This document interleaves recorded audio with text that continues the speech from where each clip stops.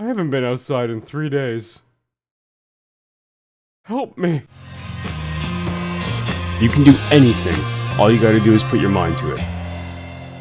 We are going to be talking about something that I think a lot of people need a little bit of assistance on when it comes to how they manage their work and their life, because we're going to talk about a work-life balance. And I think it's super important for you guys to know some steps and some tricks on how to keep it successful and balanced. Let's talk. Hello creators, and thank you for tuning in once more to a creator content help video where we're going to be talking about a healthy and balanced work-life cycle. There are a lot of tips that I can go through to help you when it comes to this, specifically because we have a tendency of sitting at the table, regardless if you're doing content creation or work in general. There's always a moment where we're sitting down for long periods of times doing something specific for someone specific or a company specific or for yourself or for your product or for your brand or for your video or for your social media or for your community, so on and so on and so on and so on. Do you see the problem here? There is a lot that a lot of people have to do to be able to achieve what it is they want to achieve. So I'm going to be taking you through a couple of tips, with my final one probably being the most important, and I hope you guys stick around for that. Before we begin, I actually want to let you know of a contest that we're going to be running. Ladies and gentlemen, HealPleaseHeal is partnered with Logitech G, and they have a phenomenal amount of hardware available for individuals who are looking to start their content development journey, or in general their podcast journey, or in general any journey, because their products are phenomenal. We're doing a giveaway for the Logitech G Yeti GX. Now, when I started in content development, it was for the Blue Microphones Yeti, and I had a fantastic time with it. The quality was phenomenal, and I loved that USB microphone. Well, Blue is no more. Logitech G has taken it over, and have developed their own, and is this one right here, the Logitech G Yeti GX. A phenomenal microphone that has a lot of great capabilities to it, and specifically for the small size of it, it is an absolute powerhouse for content creators out there. And here's how you guys can enter. First and foremost, like the video, and second, comment in the video exactly what it is you find the most difficult from a work-life balance. Also put on your X account, because there's one more requirement to be able to be eligible for this, and that is to share this video with a quoted tweet advising people to watch and help along the way. And make note, this giveaway is only eligible for everyone around the world except Brazil, Nigeria, and Poland. If you are in those regions, I unfortunately can't send to you, but it is available for anyone else in the world. Contest ends on December 22nd, and I will announce the winner on Twitter. So make sure to check us out there at HealPleaseHeal, with please being PLS, because can't use the other one. And I will see you guys there. On to the video. One of the first things I can always say about having a healthy work-life balance is prioritizing your tasks. What tasks have a certain priority to it that you need to accomplish first, second, and third? Obviously, there'll be a lot more when it comes to the amount of tasks you have, but specifically identifying what task you have as a priority at that point in time is super important, because it allows you to focus on what it is at hand you need to do. I have a tendency of going from one to another to another to another, because sometimes I feel I just don't want to work on this. But make note about this, prioritizing tasks and also utilizing the time efficiently on those tasks is super important. As a matter of fact, our last creator help video and podcast that we did talked about the Pomodoro technique for utilizing scheduling tasks and actually utilizing your time the most efficiently in completing those tasks. From 25 minutes on, the 10-minute break, 25 minutes on, 10-minute break, 25 minutes on, and then a 20 to 30-minute break itself. It is a super effective technique, allowing you to utilize your time and focus on the specific tasks. However, my recommendation for tasks, though, is prioritize what it is most important to you, secondary and third. Because when you do that, you understand the ones you have to complete first, and then from there, what you can progress with. Also, you can prioritize in different manners, from the most important to the most difficult, the biggest impact to the largest project. Whatever it is you can do, there's different type of ways that you can prioritize your tasks, and that is super important for you, because then you can visually see what you need to complete first and then what will follow shortly after. Creating a dedicated space is my next tip, and the reason why I say this is because sometimes it's super difficult to create when you're just chilling out watching TV in the living room. Utilizing a creative space for yourself allows you to put you in a different mindset. So for me, sitting down at this table allows me to know, hey, listen, I'm here. It's time to create. Let's get our brain going. Let's focus on. I'm not distracted because I have nothing around me to distract me on. It is simply sit, create, let's go. And that is exactly what I try to tell people, is that a creative space for you is super important, because it gives you that accessibility to get your mind in a creative headspace.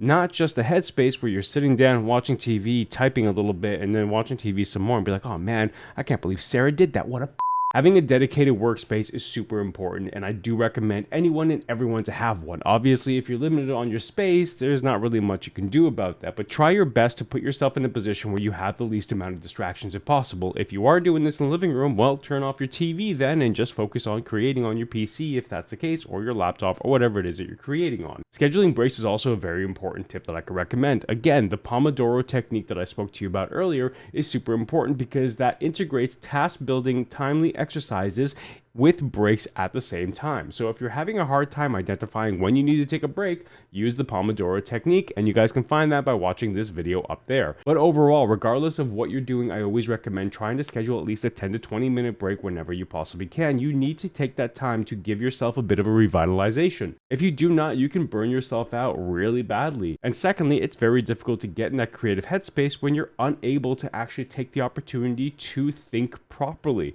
When you sit down for hours at a time, if you're unable to think properly, well, it's because you've just been doing this for so long that your brain is getting exhausted, you're getting exhausted, you're telling yourself you need to complete this, but if you're exhausted, tired, and can't think properly or creatively, then you can't actually continue doing this. So take necessary breaks because it allows you to continue doing this for longer periods of time by giving yourself a little bit of a break and your brain a break as well. Make sure to be active. One thing I will say that a lot of people don't do, specifically when it comes to sitting down for long periods of time, is take an opportunity to be active for yourself. We all know physical activity is super important to an individual. Obviously, some people are limited to it, but there are ways around that as well. But physical activity will release endorphins, will get your energy up, will get you more creative, will allow your brain to think a little bit more clearly, and I highly recommend a lot of people to do that. From simply just doing whatever it is you want to do with simple walking workouts while sitting down, or walking workouts while standing up, or the under table treadmill that I've been seeing a lot of people going ham on as of late. Simple workouts allow your brain to be able to achieve a certain type of calm state, but at the same time the endorphins really get it going and happy and moving, and just your brain gets all happy. And I really highly recommend people to start moving and being active. It doesn't necessarily have to be for an hour a day or 2 hours or a half an hour. A simple 10 to 20 minute workout goes a long way, specifically if your body's not accustomed to it. The more you get accustomed to it, the more your body is actually more used to these workouts. That's when you can start kind of elevating your workout routine, getting more hours and time into there if you need be. But regardless of that, being able to move, being able to do some workouts actually for yourself goes a long way, both from a mental and a health point of view. So I highly recommend individuals to start getting up and start moving a bit, because it will help you tremendously. Another big thing for me, in my honest opinion, specifically from a content creator point of view, is set realistic goals. Some people have unrealistic goals in content creation, specifically those ones who come in and say, I'm going to have 1 million subscribers on YouTube by the end of the year. I'm going to have 800 concurrent viewers on Twitch by the end of the year. And it's November and you're like, you haven't even started streaming and your YouTube is still extremely new. It is an unrealistic goal right there. Now, some people obviously will not go to that extent, but regardless of that, you want to set realistic goals. For example, if you're getting a concurrent viewership of 20 throughout the year, and by the end of the year, you're like, you know what, I'd love to push it to 30. Okay, well, let's make that a goal and try to push it to 30 to get more drive to your channel. That's a realistic goal. If you have 200 followers on Twitter and you're like, man, I'd love to get 300 or 250 followers on Twitter by the end of the year. Okay, well, let's try to promote that. Let's try to get the product out there. Let's try to get more engagement in your post. Try to respond more to people to get that post out there. Those are realistic goals. But also, the thing about realistic goals is if you don't hit them, don't feel bad about it. You're not always going to hit every single goal that you try to achieve. If you do, well, good for you. If you cannot achieve it, it's not necessarily a negative. All it means that you've tried to push yourself to see how far you can go in this goal, and award yourself and be happy with yourself to see how far you actually went with it. If you gained 20 followers instead of the 100 that you wanted, great. You gained 20 followers. That's phenomenal. Be happy about that.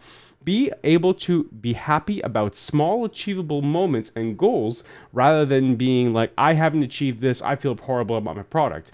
No, regardless if you didn't hit a goal, be proud of the progress that you made towards that goal. That's a super important one that I think a lot of people need to understand, that with time, the achievable goals will come.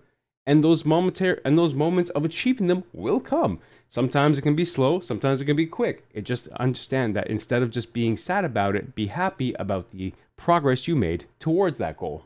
Don't be afraid to reassess how your channel is going. I have been well known to do this. I've looked at my channel and said, this is not working, this is not working, that is not working. Let's reassess to see what I can revisit based off of what I learned from this failed experiment or this failed project. Sometimes you have to take a look at your product and say, maybe something is not working or it's not being delivered as effectively as I would like it to be delivered. So what can I do? Let's go back and reassess exactly what's happening. Not only that, you also got to reassess the amount of time that you're putting into this. If you feel more drained, well, look back and say, how many hours did I work on this project or this one video or this throughout this week? You have to always reassess yourself to say, okay, am I in a good position right now? Is there anything in my schedule that I need to change? Is there anything in my content that I need to change that will lower the amount of work I need to put into this? Or is there anything around me that I can change to get myself in a better headspace? It is super important to always be able to reassess yourself and your surroundings and your product and your value and everything of that nature, because it helps you identify what may be working, what may not be working. Super important to know that on your trip of content creation, there are many moments where something will definitely change, and that's okay. It's not a bad thing. But you have to realize that sometimes reassessing your surroundings and yourself and your product and everything that there is to do when any of the subtasks that you need to accomplish is super important to give yourself a healthy state of mind as you progress through this long, tedious journey. Before we get into our final tip, I want to say thank you to everyone who's watching. Make sure to like the video, also to share the video on Twitter if you want to be entered for an opportunity to win yourself that Logitech G Yeti GX microphone. I also want to say thank you for being here and supporting me throughout all of these different type of renditions for this channel. Will they change down the line? I can't say yes or no about that. Will we do something different? I can't say yes or no about that. Will we feature more of our live streams on this channel as well? I can't say yes or no about that. All I know is that this is an ever-adapting change to the channel, and I will find something at a later point in time that I will enjoy and actually provide you guys the most value as well. So let's go on to our final tip. Final one, and I think it's super important, and not a lot of people do this, is limit screen time. It is absolutely important to take an hour or two in a day if you can and just get away from the screen. Whether it's your PCs, whether it's your phone, whether it's TV, whatever it is, just get away from the screens. Give yourself an opportunity to go outside and just get some breath of fresh air, or do something that's a hobby that you get to use your hands and you're working with something in front of you. We have been glued to monitors for a very long period of time. I myself am extremely guilty at that by sitting here and working on my 3 monitors, and I have my work set up here, and then I have my phone, and then we have our TVs and everything. It is super, super stressful at times to be around so many monitors, specifically because there are moments where you sit down and you look at something and you're like, I don't know what to do. And you get yourself in a position where you're still sitting there looking at the monitors, scrolling through social media, and just being like, I'm lost. Move away from them. Limit them. Give yourself a half hour, 40 minutes, an hour, a day away from a monitor and just do something else. Find a hobby. Go out for a walk. Go out for a run, as we talked about getting the physical activity in. Do something for yourself that will benefit yourself and your mental state by not being in front of a screen whatsoever. But overall, limiting screen time will go a long way for you, because it allows you to go away from this setup, from always being in front of a monitor, from always being in front of a phone, a TV, or anything of that nature, and you just need to give your eyes and your mind a creative break. And I think it goes a long way when you take the opportunity to go away from that. A long time ago, I took a month off of social media. That means I took a month away from doing a lot of stuff on my PC and on my phone. I think that was the best thing I've ever could have done, because it allowed me to just get away from it all and just do my own thing and get away from the screens and everything. And I felt super refreshed when I sat down here. I felt happy to be here. I felt ready. I'm like, I know I can take on the damn world if I have to being here. So my recommendation is limit the amount of screen time you have in a day if possible. So, simple matter of fact of walks, of runs, of hobbies, of 20 minutes of doing this, or 30 minutes of doing that. Find a way to get away from the screen and to give yourself a little bit of a creative break for your eyes and your mind. And that's probably one of the best tips I can give any type of content creator out there, or anyone out there, to give yourself a healthy work-life balance. Thank you so much for watching. Thank you so much for enjoying. Let me know in the comments below, what are your struggles when it comes to a work-life balance? Do you have struggles? Do you not? What are your tips? Let me know in the comments below. Thank you so much for watching, everyone. I appreciate you guys being here. Like I said, leave a like to the video, leave a sub to the channel, share the video out as well. But thank you so much for watching. Thank you so much for enjoying. And from me to you, make sure to heal. Please heal, and let's talk.